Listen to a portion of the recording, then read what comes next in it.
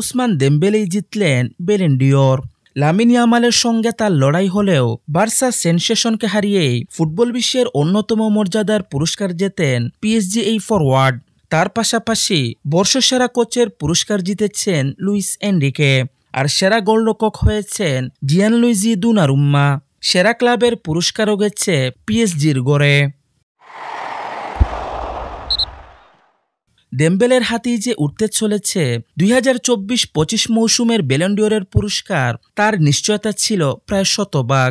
গণমাধ্যমে ছড়িয়ে পড়া 10 জনের একটি তালিকায় কেবলই দ্বিধা, সেটা কেটে গেছে প্যারিসের বিখ্যাত শাতলিয়ে থিয়েটারে। কিংবদন্তি রোনালদিনোর হাত থেকে ফুটবল বিশ্বের সবচেয়ে মর্যাদার ব্যালন ডি'র পুরস্কার নিয়ে। অপরদিকে বর্ষসেরা হওয়ার দৌড়ে উসমান দেমবেলেকে সবচেয়ে বেশি টেক্কা দিয়েছেন বার্সেলোনার স্প্যানিশ তারকা লামিন ইয়ামাল। তবে ব্যালন ডি'র অনুষ্ঠানের শুরুতেই কেটে যায় অনিশ্চয়তা। লামিন সেরা উদীয়মান ফুটবলারের পুরস্কার জিতলে 12 কেজি ওজনের রিয়েল গোল্ডের অন্যান্য সুন্দর ট্রফিটা তখন থেকেই যেন অপেক্ষায় ছিল পিএসজি তারকার স্পর্শ পেতে। স্বপ্ন ছুঁয়ে এদিন আবেগে ভেসেছেন উসমান দেমবেলে।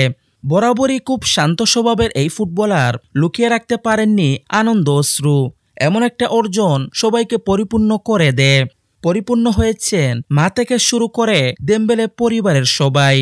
এদিন শাতলিয়ে থিয়েটারে ছিল পিএসজির জয় জয়কার। উসমান দেমবেলের ব্যালন ডি'র জয়ের পাশাপাশি সেরা গোলরক্ষকের পুরস্কার জিতেছেন জিয়ানলুইজি দোনারুম্মা। বঞ্চিত হননি পিএসজিকে চ্যাম্পিয়ন্স লিগ উপহার দেওয়া লুইস এনরিকে। সেরা কোচের তকমা বাগিয়েছেন তিনি। স্বাভাবিকভাবে সেরা কোচের পুরস্কারটাও গেছে প্যারিসিয়ানদের গড়ে। এদিকে টানা তৃতীয়বারের মতো নারীদের ব্যালন ডি'র জিতেছেন বার্সেলোনা ফরওয়ার্ড আইতানা বুনমাতি। পারফরমেন্স দিয়ে শাতলিয়ে থিয়েটারের জলমলে আলোয় আলোকিত হয়েছেন এই স্প্যানিশ।